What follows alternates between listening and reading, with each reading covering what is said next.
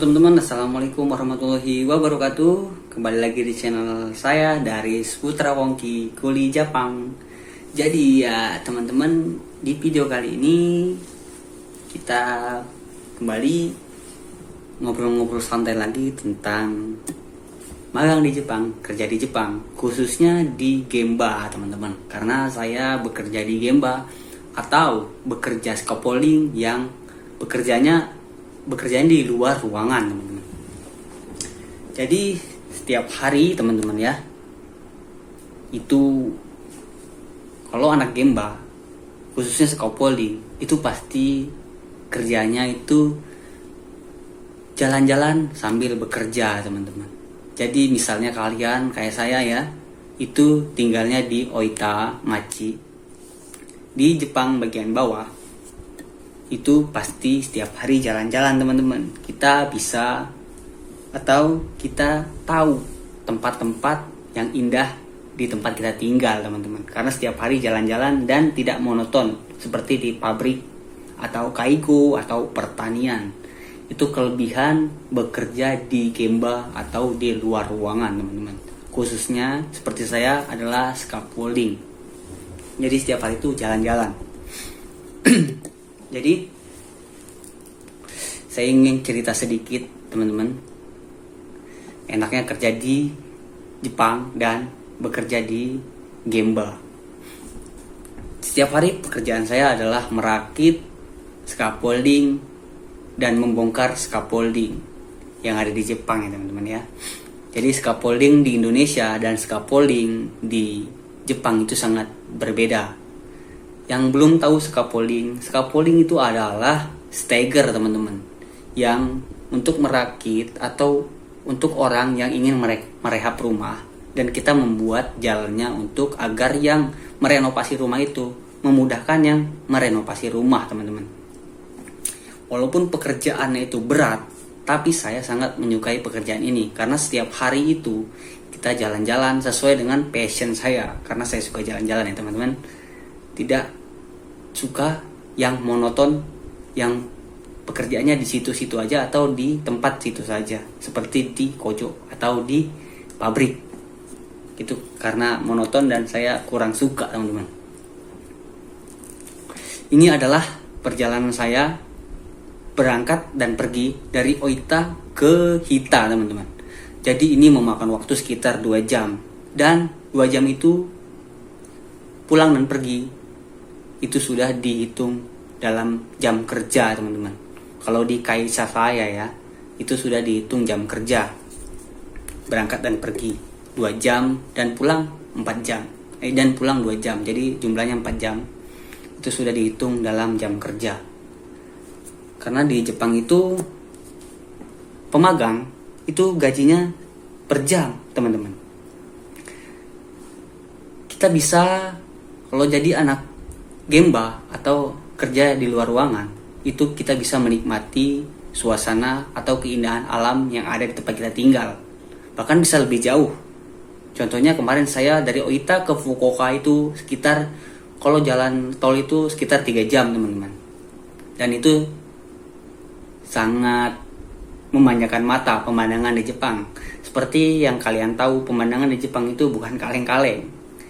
Walaupun sama teman-teman, kayak saya kan ditinggal di Lampung. Di Lampung Barat itu, di Liwa itu adalah pegunungan, sama seperti di Jepang tempat saya tinggal sekarang. Karena di Jepang tempat saya tinggal juga itu pegunungan teman-teman, yang pemandangannya sangat indah. Dan di sini saya ingin berbagi cerita ke kalian. Jika kalian mendapatkan job dari LPK, itu sebisa mungkin kalian searching dulu pekerjaan kalian yang ingin kalian kerjakan nanti di Jepang itu apa teman-teman. Karena saya dulu sebelum saya dapat job, saya ingin bekerja di welding atau di pengelasan, karena paklaring saya adalah welding dari Yamaha ya teman-teman. Karena saya jebolan Yamaha juga, saya mendaftarkan diri saya di LPK itu menggunakan paklaring welding atau pengelasan. Tapi saya dipanggil itu scaffolding. Saya dulu kurang tahu scaffolding itu apa. Tapi setelah saya jalankan, saya searching, oh stagger. Dan saya bertanya kepada senpai atau senior saya yang ada di Jepang, itu adalah bekerjanya di luar ruangan dan jalan-jalan terus, setiap hari berpindah-pindah tempat atau berpindah-pindah tempat pekerjaan, teman-teman. Tidak monoton di tempat itu saja. Dan saya menerima job itu, teman-teman. Dan seperti yang saya lakukan sekarang, seperti yang saya jalankan sekarang, itu sangat menyenangkan, teman-teman. Walaupun itu menyenangkan, tapi ada minusnya. Minusnya bekerja di luar ruangan itu kita ketika tahu sendiri, teman-teman, itu musim panas itu kepanasan, musim hujan itu kehujanan, musim salju itu pasti kita kedinginan. Kita sebisa mungkin itu, kalau di kisah saya, teman-teman, itu walaupun badai, petir, dan salju atau musim panas itu tetap bekerja, teman-teman. Itu minusnya bekerja di luar ruangan atau di gemba, teman-teman. Dan minusnya lagi, itu kita bekerjanya berat. Beratnya itu karena besi atau bike atau konstruksi itu sangat-sangat berat, teman-teman. Minimal kita setiap hari itu mengangkat 1 ton. Itu bertahap ya, teman-teman. Tidak 1 ton kita angkat sekaligus, tidak. Kita kan itu merakit. Jadi merakit itu kan pasti kita capek ya, teman-teman. Itu minusnya bekerja di gemba, teman-teman, yang harus kalian tahu.